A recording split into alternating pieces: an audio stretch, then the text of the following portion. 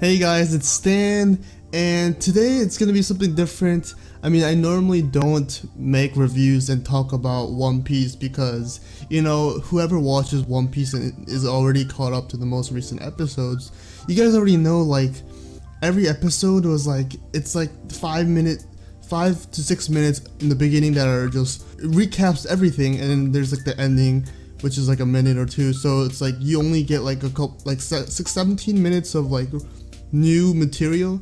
But for some reason in episode 737 we got only a 3 or 4 minute recap in the beginning, and we got the backstory of Sabo and what happened when he got, there was a fire, and then like he got saved by the dragon, a dragon which was Luffy's dad.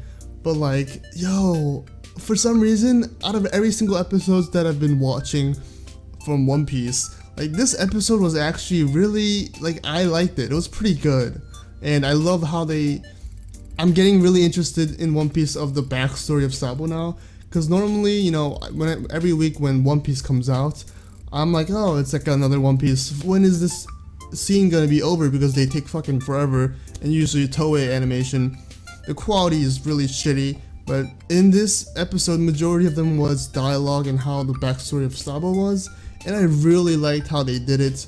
We don't really know why Sabo is so strong, and I mean, he's strong because he has Haki, he has the armament, Haki and stuff like that.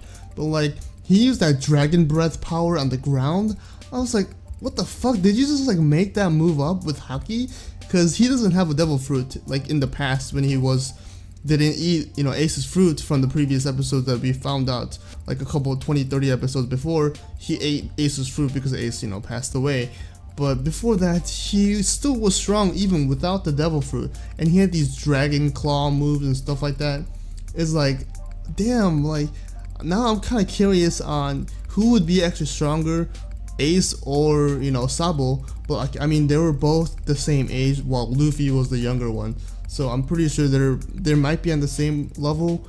But like, I love how they showed the backstory of Sabo and how Sabo lost his memory ever since that incident when he was a little kid. And we found out in this episode that he only recently remembered his memory just because of Ace's death, which was like 2 years ago for him in this time frame. And I liked how they fit that in with the story. I mean, obviously a lot of people who read the manga already knows what's happening, and they're way ahead of this Doflamingo arc, and I'm only an anime only watcher, so it's like, I don't know anything about the manga, so it's like, I like how they incorporated that with this episode.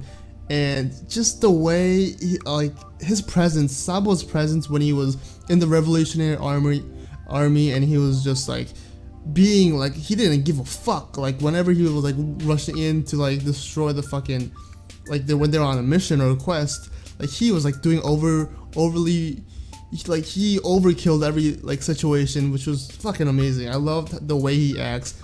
It definitely resembles Luffy when he just like runs in there like an idiot. But Sabo's obviously more, calm, more smarter than Luffy. Luffy's obviously an idiot, a strong idiot. But yeah, overall, like this was an episode that I really enjoyed. And even in the next episode, they have a preview of what they showed us a preview, and it's going to continue on with the Sabo backstory.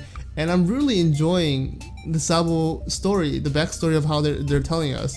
And normally I usually don't like when long running series like One Piece has these backstories, but this Sabo, I always wanted Sabo to come back, and Sabo was really never shown in the anime for a long ass time, and I'm really getting interested of his backstory and getting a little bit more into One Piece now just because of this episode.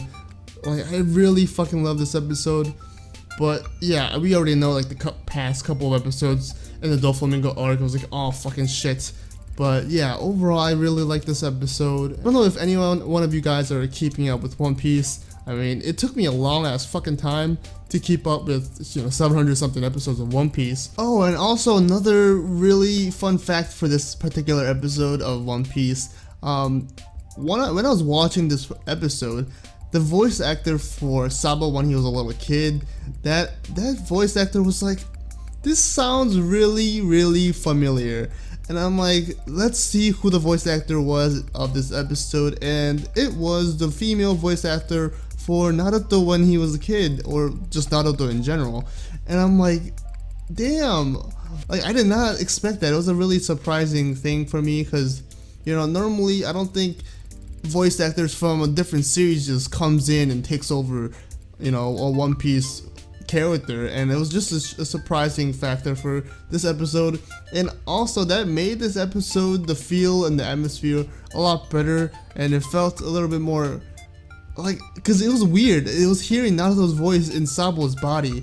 It was a really weird experience, but I really liked how they put that together. And you know, I really am not like keeping up with the recent Naruto episodes, because I mean, obviously the majority of them were fillers, and also I'm not keeping up with the Itachi backstory anime short thingy, because I don't really give a shit. Ever since the fillers hit, you know, I stopped watching Naruto, and it wasn't really, I kind of got bored of it. But yeah, that was an interesting thing for this particular episode. And let's just give this small bit of time just to talk about Sabo and how much of a badass he is. And just when he was fighting against Dragon and, you know, Kuma, like, he had the balls of steel, man. Like, obviously, you know, he didn't really know the Revolutionary Army beforehand, but like the fact that he fought against them and he was just running up like he didn't give a fuck, and he's such a fucking badass, man. Like, when he was even doing that training session, he's like, oh, fuck these little kids, because I'm obviously not, I'm way above their level. I'm like, damn. And also, a thing that I didn't really observe in this episode, but like when he was little, when he was fighting Dragon and Kuma, when he got knocked back, he got the steel pole, right? And I'm not quite sure, I might go back to see if the size of the pole was the same, because, you know, in the recent episodes when he's big now, I don't know if the size of the pole, the steel pole, is the same size, or if it grew with him, because, you know, that'd be a little bit weird if the steel grew with him, unless he got a new one that matched his size when he grew up. And also, it was a really nice moment to see all these characters again that we haven't seen for a while, like, you know, fucking the guy who does the Death Wing, I forgot his name, it's been so long, and I love his character. He is such a fucking troll. It's fucking hilarious when he's like, his big face pops up and he's like looking at it, fucking like, he's such a fucking troll. I love it. And also, we get to see Robin's facial expression in this particular episode be really bright, and like, she's smiling when she recognizes Sabo from the Revolutionary Army, because obviously she was, you know, involved with them in the past.